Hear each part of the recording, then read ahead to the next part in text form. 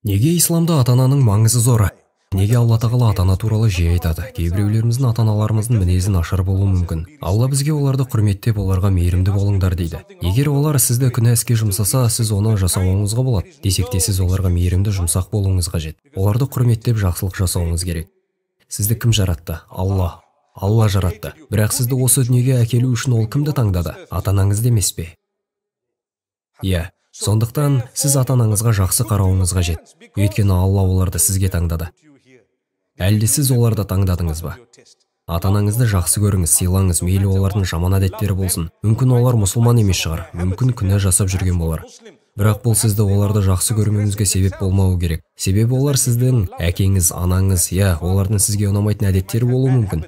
Кейде кейбір ата-аналар соншалықты зұлым болады, сіз олардан алыс болуға мәжбүр боласыз. Алайда қаншалықты алыс болсаңыз да, оларды құрметтеңіз, мейірімділік көрсетіңіз. Әрқашан оларды дұғаларыңызға қосыңыз. Олар үшін Алладан кешірім сұраңыз.